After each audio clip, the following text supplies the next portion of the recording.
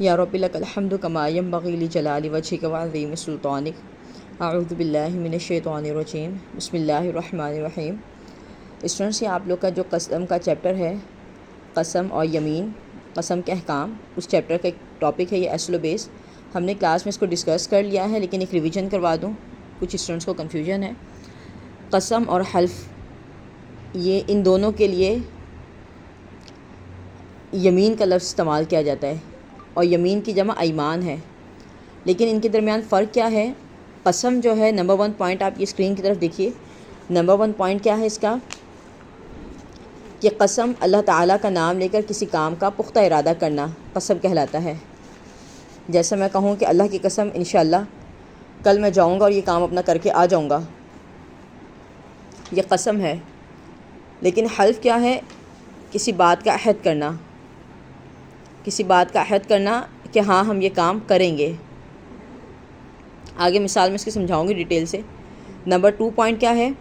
قسم توڑنے والے پر یا اسے پورا نہ کرنے والے پر شرعی احکامات نافذ ہوتے ہیں، یعنی اسے قسم کا کفارہ ادا کرنا ہوتا ہے۔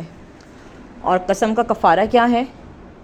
قسم کا کفارہ ہم نے کلاس میں بھی ڈسکس کیا تھا کہ اگر کوئی شخص اللہ تعالیٰ کا نام لے کے پختہ قسم کھاتا ہے اور اس قسم کو پورا نہیں کرتا تو اس کو کیا کفارہ ادا کرنا ہوگا؟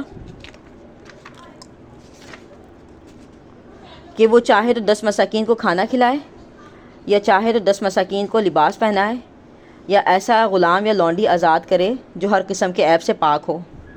اور اگر وہ ان تینوں کی طاقت نہیں رکھتا، یعنی وہ اتنی استطاعت نہیں رکھتا کہ 10 مساکین کو کھانا کھلائے، یا 10 مساکین کو لباس پہنائے، یا کسی لونڈی یا غلام کو آزاد کرے جو بے عیب ہو، تو پھر اس کو کیا کرنا چاہیے کہ وہ 3 روزے رکھے گا ریگولر، ٹھیک ہے؟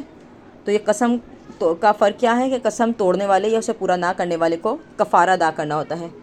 اور حلف کیا ہے؟ کیونکہ ہم نے حلف کہا تھا کہ کسی بات کا عہد کیا جاتا ہے، کسی چیز کی ذمہ داری لی جاتی ہے، کسی چیز کی ذمہ داری اٹھائی جاتی ہے، تو اس لیے حلف جو پورا نہیں کرے گا، جو اپنا حلف اٹھاتا ہے لیکن اس کو توڑ دیتا ہے، اسے پورا نہیں کرتا، تو اس کے اوپر عدالتی اور قانونی کارروائی کی جاتی ہے۔ عدالتی اور قانونی کارروائی کے طور پر اس کو جو بھی اس کی پینلٹی ہوگی، اس کو سزا ہو یا جو بھی اس کی پینلٹی دینی ہوگی اس وہ دے گا۔ اچھا، تیسری اس کی ہم مثال پیش کریں گے۔ قسم و حلف کا جب آپ فرق کرنے لگیں تو تیسرے پوائنٹ میں آپ مثال پیش کریں گے کہ قسم کی مثال یہ ہے کہ کوئی شخص اللہ تعالیٰ کا نام لے کر کہے کہ اللہ کی قسم میں یہ کام کروں گا، یا اللہ کی قسم یہ کام میں نے نہیں کیا، ٹھیک ہے؟ لیکن حلف کیا ہے؟ حلف کی مثال آپ کیا دیں گے؟ حلف کی مثال آپ دیں گے کہ کوئی شخص کسی منصب یا عہدے پر فائز ہوتا ہے، اور فائز ہونے کے بعد کوئی شخص حلف اٹھائے کہ وہ اپنی ذمہ داریوں کو ادا کرے گا۔ جیسے مثال کے طور پر کوئی شخص صدر کے عہدے پر فائز ہوتا ہے، یا وزیر اعظم کے عہدے پر فائز ہوتا ہے، یا کسی وزیر اعلیٰ کے کسی بھی عہدے پر، تو وہ وعدہ کرے کہ اللہ کی قسم وہ اپنی ذمہ داریوں کو ادا کرے گا، ٹھیک ہے؟ تو یہ فرق ان کے درمیان۔ جزاکم اللہ خیرہ۔